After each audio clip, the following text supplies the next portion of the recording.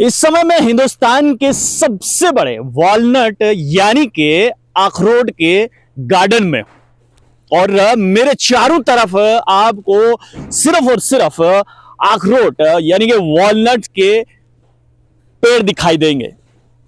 एक अंदाजे के मुताबिक अगर आप गेस कर सकते हैं तो कीजिए कि कितने ये पेड़ होंगे, क्योंकि हम तो आपको बताने ही वाले हैं कि कितने पेड़ जो हैं वो इस गार्डन में आपको देखने को मिल रहे हैं। दरअसल इस गार्डन में जो है लगभग 40,000 के करीब जो है ये अखरोट के पेड़ हैं। और ये कारनामा किसने किया है, कैसे संभव हो पाया है, वो शख्स मेरे साथ है। सुनील सिंह इस समय मेरे साथ है, एक्स सर्विसमैन है। कैसे ये आइडिया दिमाग में आया है और 40,000 जो है पेड़ उगा दिया है, इनसे हम बात करते हैं। सुनील जी, ये क्या कारनामा कर दिखाया है आपने? 40,000 पेड़ जो है आपने ये वॉलनट यानी कि अखरोट उगा दिया है। ये कैसे? फौज से रिटायर होकर आए हैं आप और आपने तो जंबा कर दिया।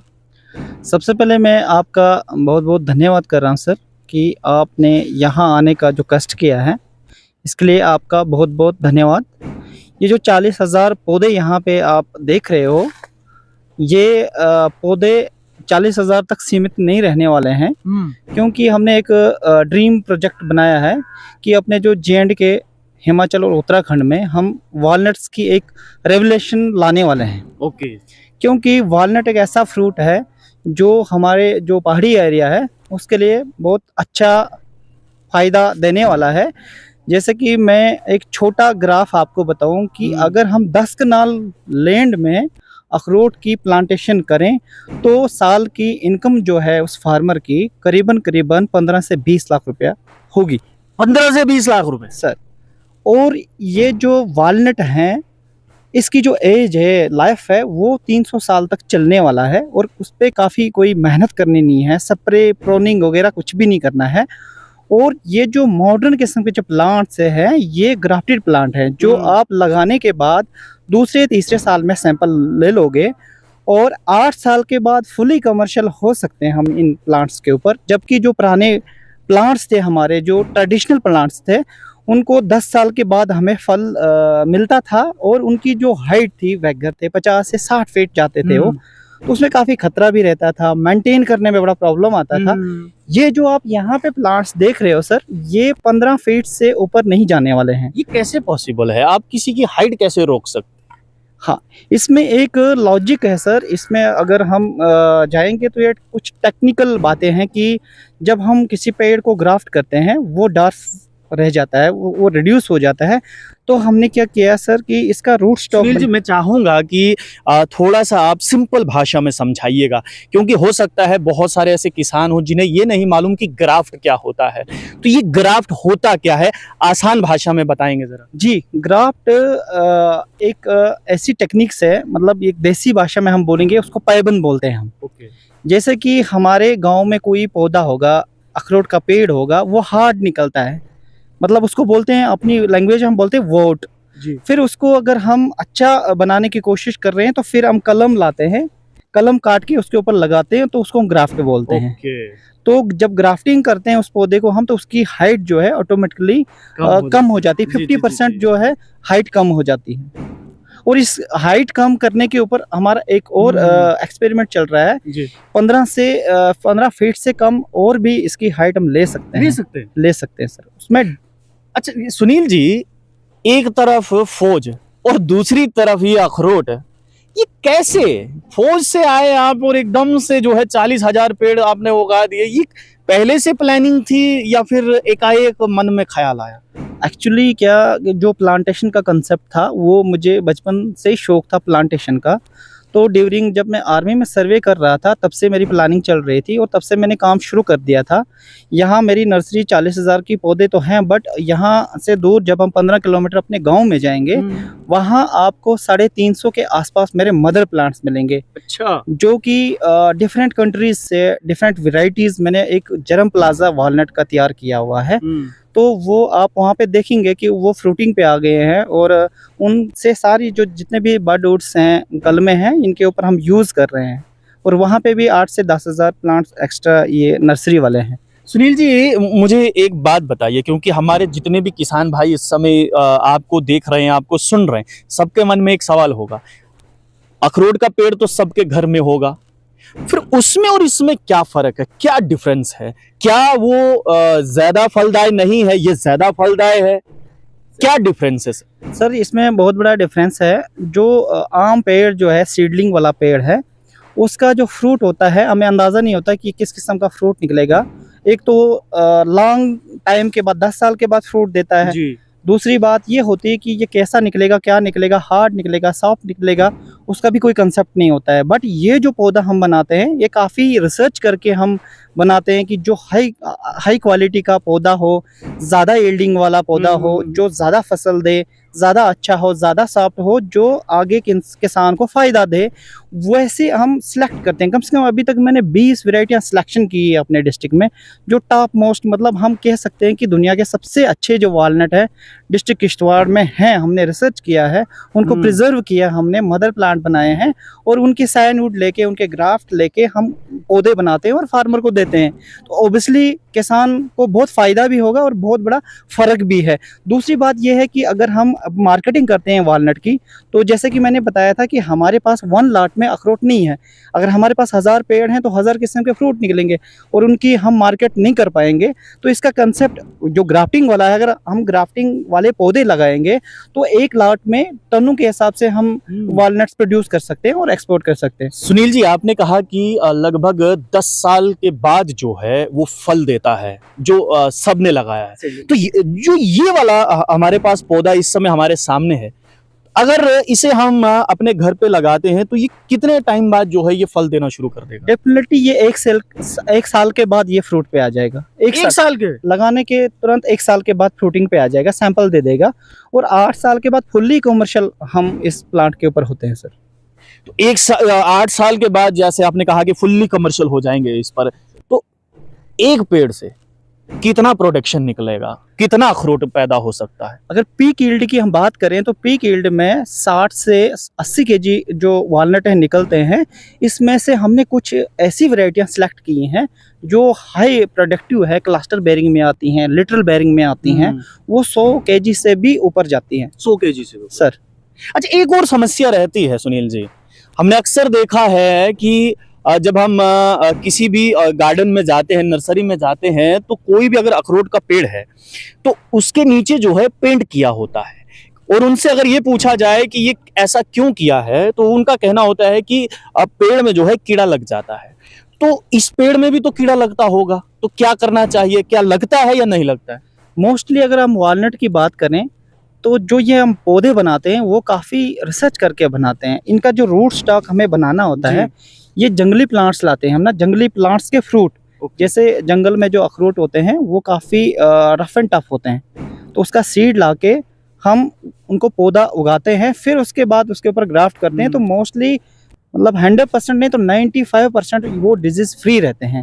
वालनट में कोई ऐसी बीमारी नहीं लगती है। 2-4% जो बीमारी लगती है तो उसमें सिंपल सा वो ट्रीटमेंट है। इसका स्टैम्प बोरर का ज़्यादा इसमें इशू रहता है, रूट बोरर का, तो उसका बहुत आसान तरीका ये जो आपने 2 नाम लिए हैं, एक को स्टैम्प, क्या स्टैम्प बोरर, हाँ, ये क्या होता है?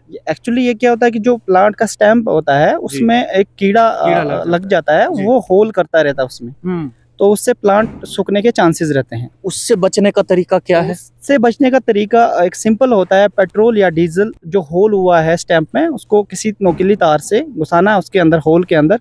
उसके बाद कुछ भी आप लेप कर दो या रैप कर दो, वो खत्म हो जाएगा। अच्छा सुनील जी, एक और बात आपसे जाननी है कि 40,000 आपने ये प्लांट जो है यहाँ पर उगाए हैं, तो इसमें यूरिया कितना आपने जो है इस्तेमाल किया है? यूरिया जो मैं टोटल 0 पॉइंट कुछ भी नहीं, 0% यूरिया, 0% यूरिया, DAP और पेस्टिसाइड का यूज़ नहीं करता हूँ मैं। सारा जो भी मैं करता हूँ वो ऑर्गेनिक करता हूँ, और यूरिया और DAP से हम बहुत कोसों दूर है। हम फ्रूट भी वैसे उगाते हैं। सारा का ये आप कह रहे हैं सारा ऑर्गेनिक है? ऑर्गेनिक है। इतना गोबर कहाँ से ले आते हैं? गोबर मिल जाता है मोस्टली, और इसमें वीड्स होता है, बहुत सारी चीज़ें होती है जो हम ऑर्गेनिक फर्टिलाइजर बना सकते हैं और उसका यूज़ करते हैं हम। तो घर में आपने जानवर वगैरह भी रखे हैं क्या? हाँ, घर में हमने देसी गायें रखी है, जो इंडिजियस ब्रीड, जो मल्चिंग ब्रीड होती हैं, साहिवाल किस्म की जो गायें होती है, हमने घर में रखी है। और उनका बट वो तो यहाँ नहीं पाई जाती होंगी ना? नहीं, यहाँ पे सरवाइव कर लेती हैं। कुछ ब्रीड ऐसी हैं जो यहाँ पे सरवाइव नहीं कर पाती हैं, बट साहिवाल जो ब्रीड है वो पिछले 10 साल से मैंने प्रिजर्व करके रखी है। और वो कहाँ से लेके आए थे? ये मैं लुधियाना से लेके आया था, नामधारी गौशाला है वहाँ पे। अच्छा। लुधियाना में, तो वहाँ से ये गायें लाई है मैंने। कितने की आपको गाय पड़ गई हो? वहाँ पे गाय तकरीबन 60 से 80 हज़ार की गाय मिलती है सर। 60 से 60 से 80 हज़ार की गाय। तो यहाँ पर पहुँच गई, कितना आपको कॉस्ट कितना लगा? कॉस्ट तो यहाँ 60-70 हज़ार और किराया लगता है, वो डबल कास्ट में पड़ जाता है। हाँ सर। माने 60,000 की आपने गाय ले आई और 80,000 किराया दिया? हाँ सर, हाँ सर। अच्छा। जी जी जी। तो एक और समस्या रहती होगी यहाँ पर, क्योंकि चरहाब के बिल्कुल पास में है, लेकिन चरहाब जो है वो नीचे और चारों तरफ जो है मुझे पानी का कोई सोर्स नहीं दिखाई दे रहा है। तो पानी कैसे लेके आते हैं आप इस जगह पर? हाँ, ये जो पानी का मैटर है ये काफ़ी चैलेंज भरा हुआ मैटर था। यहाँ पानी नहीं आ पाता था। आप देख रहे हैं आसपास बिल्कुल सूखा है और यहाँ पे एक नर्सरी है। तो यहाँ क्या होता था, यहाँ एक मतलब कंसेप्ट था लोगों को कि यहाँ कोई जादू वगैरह है जिसकी वजह से यहाँ पानी नहीं चढ़ता है। अच्छा। और आज तक कई लोगों ने यहाँ ट्राई किया, जिन्होंने, किसने 5 लाख, किसने 10 लाख, कुछ ने 3 लाख रुपया खर्च करके वो पानी यहाँ पे नहीं ला पाए। तो जो मेरा कंसेप्ट था, मैंने इस जो ये साथ में जो चिनाब बह रहा है उसमें फ्लो बहुत ज़्यादा होता था, उसमें सिल्ट बहुत ज़्यादा होती थी, जिससे मोटर ख़राब हो जाता था और पानी नहीं आ पाता था। तो फिर हमने उसको छोड़ा और नेक्स्ट एरिया जो उस पार है, आपने देखा कि हमने जो 500-600 फीट की जो लंबी जो स्टील की वायर लगाई हुई है और उसके ऊपर ड्रिल करके वो ट्रेन करके फिर हमने पानी यहाँ पे लाया। तो सारे खुश हो गए कि यहाँ जादू खत्म हो गया। जादू खत्म हो गया सर। हाँ। तो किसी ने इससे पहले नहीं सोचा कि थोड़ा सा साइंस की तरफ भी जाए? हो सकता है कि रेत जो है वो इसमें पाइप में जमा हो जाता हो, इस वजह से जो है वो पानी ना आता हो ऊपर। हाँ, तो किसी ने सोचा नहीं सर। तो जब मैं वहाँ पे गया तो मैंने 1 साल मैंने भी वहाँ पे वो देखा सारा सिस्टम। तो फिर मैंने सोचा कि इसका सोल्यूशन क्या हो सकता है। तो सोल्यूशन तो मिल जाता है, थोड़ा मेहनत करने की ज़रूरत है, थोड़ा सोचने की ज़रूरत होती है। तो हर किसी प्रॉब्लम का सोल्यूशन होता है सर। दुनिया में ऐसी कोई चीज़ नहीं है जिसका सोल्यूशन नहीं हो सकता है। सुनील जी, आपने ग्राफ्टिंग की बात की, तो ये कैसे की जाती है और सक्सेस रेट क्या है इसका? अखरोट में जो ग्राफ्टिंग होती है, एक मतलब मुश्किल माना गया है कि अखरोट की जो ग्राफ्टिंग है वो थोड़ा मुश्किल होती है। सक्सेस बहुत कम रेट मिलता है। जबकि हम अगर डाटा निकालें तो 40% या 50% ही अखरोट की ग्राफ्टिंग सक्सेस होती है। ओके। ये एक बहुत बड़ा इश्यू है हमारी कंट्री में कि ग्राफ्टेड जो पौधे हैं हमें मिल नहीं पाते हैं, क्योंकि इसमें मेन जो कारण है वो ग्राफ्टिंग का इश्यू आता है कि सक्सेस नहीं मिलती हमें। तो इस समय जो हमें ये प्लांट जो है ग्राफ्टेड है। हाँ, ये तो दिखाएंगे इस समय, हाँ जी, इस समय जो मेन प्रॉब्लम है ये प्लांट मटेरियल की है कि हमें जो ग्राफ्टेड पौधा नहीं मिलता है जी। तो ये जो हमने ग्राफ्ट किया इसको हम बोलते हैं बड, रिंग वाला ग्राफ्ट किया हुआ है। तो रिंग ग्राफ्ट बोलते हैं, बड वाला। तो हम यही ज्यादा यूज करते हैं। अच्छा, ये वाला ज्यादा इस्तेमाल जून जुलाई में जो करते हैं। तो इसमें जो मेरे को सक्सेस रेट मिलता है वो 95% सक्सेस रेट मिलता है इस ग्राफ्ट। 95% सर, 95। तो आपने अभी कहा कि इसमें सक्सेस रेट जो है लगभग 40% है, आपका 90 कैसे है? क्योंकि हमने इस ग्राफ्टिंग के ऊपर बहुत काम किया है, बहुत प्रैक्टिस की है और काफ़ी इन्वेंशंस की हैं, तो हमें ये जो सक्सेस रेट मिलता है सर। यही सबसे बड़ी बात है कि जब भी कोई यूनिवर्सिटी ये बात सुनती है कि 90, वो तो हैरान हो जाते होंगे। हाँ, तो एक बहुत बड़ा वो हो जाता है कि ये ऐसा कैसे हो सकता है कि 95% का। ऐसा तो नहीं कि वो लोग भी सोचते होंगे कि सुनील जी के पास कोई जादू है, जैसे पानी नहीं आ रहा था जादू के साथ यहाँ पे? नहीं, जादू वाली तो ऐसी कोई बात नहीं, बट किसी भी चीज़ के ऊपर हम जब काफ़ी डीप रिसर्च करते हैं तो उसके जो टेक्निकल पॉइंट हैं वो आ जाते हैं सामने। और मैंने पहले ही बोला था आपको कि दुनिया में ऐसे कोई प्रॉब्लम नहीं जिसका सोल्यूशन नहीं हो सकता है। अगर मेहनत लगन से अगर हम काम करेंगे तो सक्सेस रेट मिलता है सर। सुनील जी, ये 40,000 जो अपने पौधे यहाँ पर जिला किश्तवाड़ और गांव टागोत में ये जो उगाए हैं, क्या ये पर्सनल पर्पस के लिए हैं या फिर आप इनको सेल भी करते हैं, बेचते भी हैं? सर हाँ, जो हमारा जो अर्चड है, अर्चड में ऑलमोस्ट तैयार कर चुका हूँ अपना, Okay. और गाँव में भी लगा रहे हैं। हमारा ड्रीम प्रोजेक्ट है कि हम पूरे जो 3 स्टेट है हमारी, जम्मू कश्मीर, हिमाचल और उत्तराखंड, इसमें हम वॉलनट की जो रिवोल्यूशन लाना चाहते हैं, इसी मुद्दे पे हम काम करना चाह रहे हैं। ये जितने भी यहाँ पे पौधे, ये सब सेल होंगे, मतलब ये सेल होंगे फार्मरों को, और मैं लोगों के लिए ये प्लांट्स बनाता हूँ। अपना जो कोटा फुल हो गया है मेरे पास, अच्छा। अपनी अब लैंड ये सेल के लिए ये है। सेल के लिए है सर। हाँ सर। तो कैसे, अगर किसी को खरीदना हो तो उसको एक प्लांट जो है वो कितने में पड़ेगा? देखो, जो ग्राफ्टिंग वाला पेड़ होता है, हम ये 500 रुपये का एक पौधा भेजते हैं, बट सरकार ने इसके ऊपर 80% सब्सिडी रखी है। अच्छा। हाँ, एक पौधे का जो सरकार है वो 400 रुपया देती है। तो जो किसान हैं वो अपने नज़दीकी जो हार्टिकल्चर ऑफिसर होता है, एचडीओ होता है, उससे कंसर्न करके अपने जितने भी डॉक्यूमेंट्स हैं वो ऑनलाइन करता है। उसके बाद वो मेरे पास अगर आता है तो हम बिल उसको प्रोवाइड करेंगे जो एनएचबी के रिगार्डेड रिलेटेड है, रजिस्टर्ड है, तो उसके थ्रू उनको पैसा अकाउंट में आ जाता है। तो उतना खर्चा किसान को नहीं करना पड़ता है सर। तो अगर कोई ये सब ना करे और सीधा ही आपके पास आ जाए कि सुनील जी मुझे इतने जो हैं वो पौधे चाहिए, तो वो डायरेक्ट मैंने आपसे अपना, ले सकते हाँ, डायरेक्ट मेरे से ले सकता है। मेरा यूट्यूब चैनल है, उस पर मेरे नंबर्स दिए होते हैं, वो डायरेक्ट कॉल करके आते हैं, वो मेरे पास आते हैं और पौधे ले अगर जाते हैं। ऐसे भी अपना कांटेक्ट नंबर शेयर कर लीजिए, अगर किसी को चाहिए हो तो वो डायरेक्टली आपसे कांटेक्ट कर ले। जी, ऑलरेडी मैं किश्तवाड़ गोल्ड वॉलनट फार्म के नाम से यूट्यूब चलाता हूँ, और जो मेरा मोबाइल नंबर है वो 7051181213। इस पे कभी भी कोई भी कॉल करता है तो मैं उठा लेता हूँ। और कभी भी ये नहीं कि वो सेल के लिए मुझे कॉल करे, वो सजेशन लेने के लिए, ऑर्चर्ड कैसे तैयार करना है, ब्रीडिंग कैसे सिलेक्ट करनी है, प्लांट्स कहाँ से लेने हैं, क्या करना है, वो सारा मैं गाइड करता हूँ। और इवन की अगर किसी ने ग्राफ्टिंग करनी हो तो मैं फ्री ऑफ कास्ट में उनके गांव में जाता हूँ, उनको ग्राफ्ट करके देता हूँ और अपने घर से सैंडवुड लेके जाता हूँ। फ्री ऑफ कॉस्ट, हाँ। कोई पैसा नहीं लेते हैं। ग्राफ्टिंग का कोई पैसा नहीं लेता हूँ मैं, कहीं कोई भी रिलीजियस का हो, कोई भी एनीवन, वो फार्मर होना चाहिए बस। ये जी बहुत अच्छी बात है। देखिए कि जो हुनर इनके पास है उसका ये 1 रुपया नहीं ले रहे हैं। अच्छा सुनील जी, आपको कभी किसी ने दूसरा नाम दिया कभी? हाँ sir, walnut man of India मुझे कहीं लोगों ने नाम जी, दिया है। मैं भी यही कहने वाला था कि आज हम आपको नाम देने वाले हैं, लेकिन आपने कह दिया। एग्जैक्टली मेरे दिमाग में भी यही चल रहा था कि आपको वॉलनट मैन ऑफ इंडिया कहा जाए। जी, तो इसके ऊपर मैं काम कर रहा हूँ। जो हमारे यहाँ लोकल सिलेक्शंस है, कम से कम 20 वैरायटियाँ मैंने यहाँ प्रिजर्व कर रखी है, और ये पैटेंट हो रही है, रजिस्टर्ड हो रही है। उनका एनालिसिस CITH श्रीनगर में चल रहा है। डॉक्टर ओमचंद शर्मा जी उसको देख रहे हैं और हम उनके कांटेक्ट में हैं। और डॉक्टर नीरज कोतवाल जी भदरवा से स्टार्टिंग ने उन्होंने भी मुझे गाइड किया था। अच्छा, इतनी बड़ी अचीवमेंट आपने हासिल की है, तो कभी सम्मानित भी किया गया आपको, या फिर अभी तक नहीं, कि इंतज़ार है उस चीज़ का?